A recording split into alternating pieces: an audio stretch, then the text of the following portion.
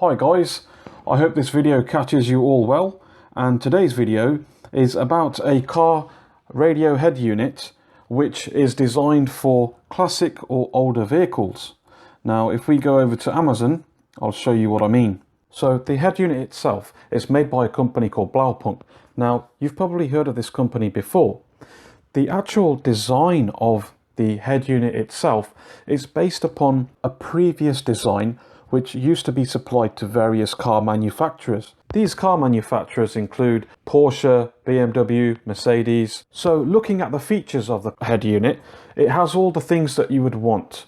So it has built-in Bluetooth for making and receiving calls. It supports Bluetooth audio, so you can stream music from your phone and use apps like Spotify or SoundCloud. It also has USB input, so you can plug in a USB stick and you can play songs, MP3 files from your USB stick. It has an SD card slot, so you can put in an SD card. Again, you can put your music on the SD card and the head unit will play the songs from the SD card. But on top of all of that, it also has built-in DAB, which is essential to have really these days in a vehicle. Okay, so as you can see, the price of this particular head unit is just under £383. Now, some of you may think that's a high cost for a head unit like this. Personally, I don't think it is. The reason why that is because, as I said before, the design of this particular head unit will not spoil the look of your classic car interior. Okay, so I'm going to go ahead and order this, and then we can go ahead with the unboxing. Okay, so the head unit is here and we can open it up and see what's inside.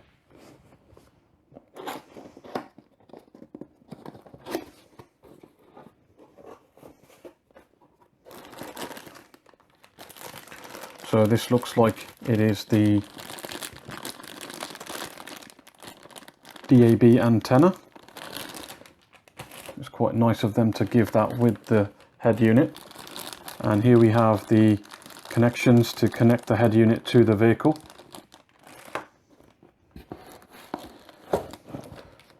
We have the user manual. Oh, and it looks like there's a remote control in there as well, which is quite nice.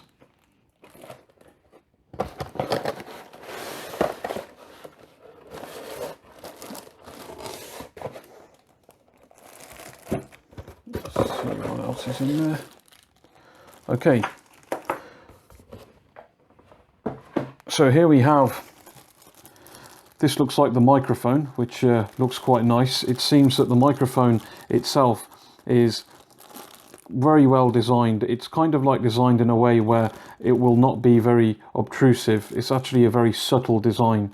So you could actually put this at the edge of a pillar of the vehicle and it would hardly be noticeable once the cable is hidden behind the pillar.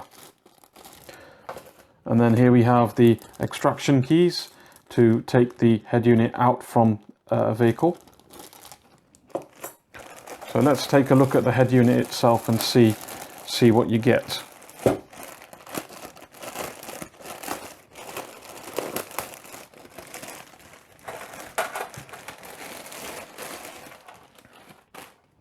Okay, now my first impressions looking at the head unit is that it's very, very small. Now, my guess, well, not guess really, but it's obvious. The reason why it's so small is because it does not contain a CD mechanism. Because it doesn't contain a CD mechanism, the head unit itself can be very small in size.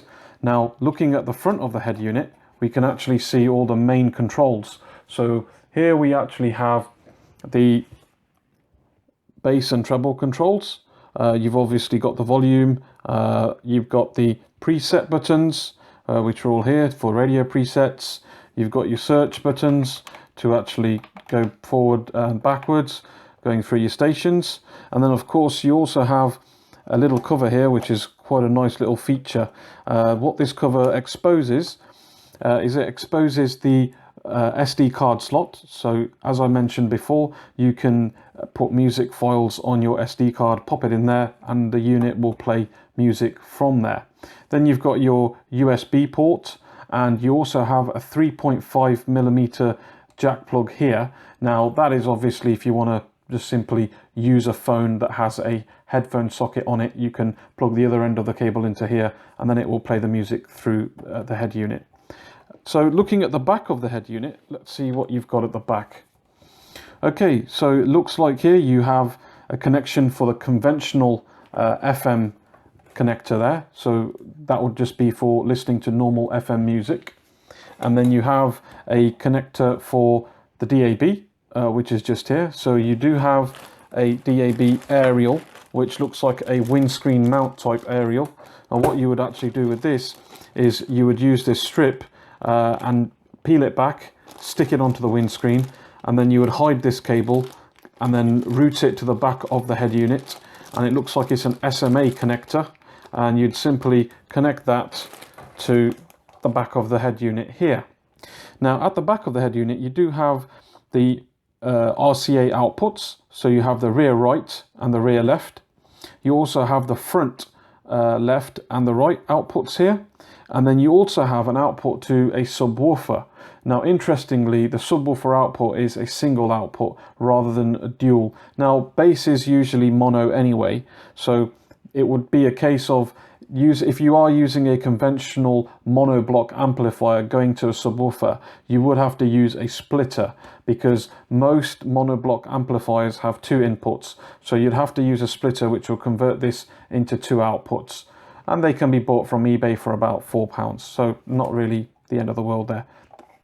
Okay, so looking back at the front of the head unit, you've got the buttons here, and they all give a nice tactile feel. I am happy with that sort of feel of the buttons. It does have a quality feel. It's not cheaply made.